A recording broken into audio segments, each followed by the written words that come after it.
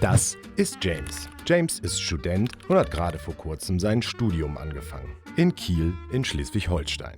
Was James sofort aufgefallen ist, hier in Deutschland, sind die vielen verschiedenen Mülleimer. Das ist Alexander. Alexander wohnt schon sein Leben lang in Deutschland. Das, was für James alles noch ein bisschen neu und kompliziert ist für Alexander ganz normal. Denn hinter jeder Mülltonne steckt eine Idee. Die gelbe Tonne zum Beispiel ist für Verpackung. Und das Tolle ist, dass aus dem, was da reinkommt, wieder neue Verpackungen gemacht werden. Da kommen zum Beispiel Joghurtbecher rein oder Milchtüten oder Zahnpastatuben. Nicht in die gelbe Tonne kommen zum Beispiel Kleiderbügel. Die blaue Tonne ist für altes Papier.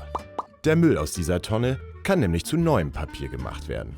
Da kommen Zeitungen rein, Kartons oder alte Pakete.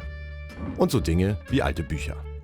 Was leider nicht in den Papiermüll darf, sind so Sachen wie Fotos oder beschichtetes Papier. Die braune Tonne ist für alles, was wieder zurück kann in die Natur.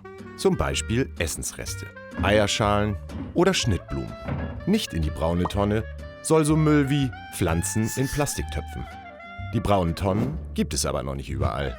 Da, wo es keine braune Tonne gibt, da kommt der Biomüll einfach in die schwarze Tonne. Apropos schwarze Tonne. Die schwarze Tonne ist nämlich generell die Tonne für den übrigen Müll. Also der Müll, der nicht in eine von den anderen Tonnen passt. Also so Sachen wie Zigarettenkippen, Staubsaugerbeutel oder Putzschwämme. Da hat James sofort die Idee, dass man ja allen Müll in die schwarze Tonne tun kann. Dann macht man ja immer alles richtig. Alexander erklärt dann aber gleich, warum das keine so gute Idee ist. Die schwarze Mülltonne ist so ein bisschen die blöde Tonne. Mit dem, was da reinkommt, kann man nämlich nicht wirklich irgendetwas machen. Das kann man nur verbrennen oder auf die Deponie bringen. Und das ist nicht so gut für die Umwelt. Echt nicht. Und genau darum ist es so wichtig, den Müll gut zu trennen. Denn je besser der Abfall getrennt wird, umso weniger Müll landet in der schwarzen Tonne. Und das ist richtig gut für die Umwelt.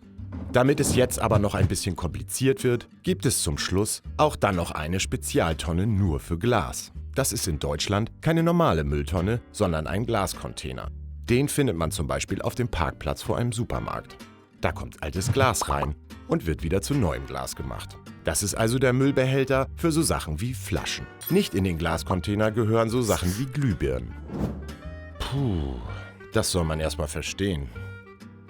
Die wichtigen Infos dazu findet man zum Beispiel auf den Plakaten, die überall in den Küchen der Studentenwohnheime aufgehängt sind. Außerdem gibt es die Infos in der Broschüre, die alle Studierenden zum Einzug in ein Wohnheim bekommen. Klar kann man das auch im Internet finden. Und wenn man mal gar nicht weiß, was man machen soll, dann kann man auch Hausmeister Hannes fragen.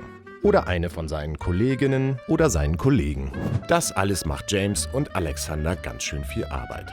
Aber wenn nicht nur James und Alexander das machen, sondern alle, dann sparen wir ganz viel Müll, der nicht nötig ist. Und das ist nicht nur gut für James und Alexander, sondern auch für die Welt.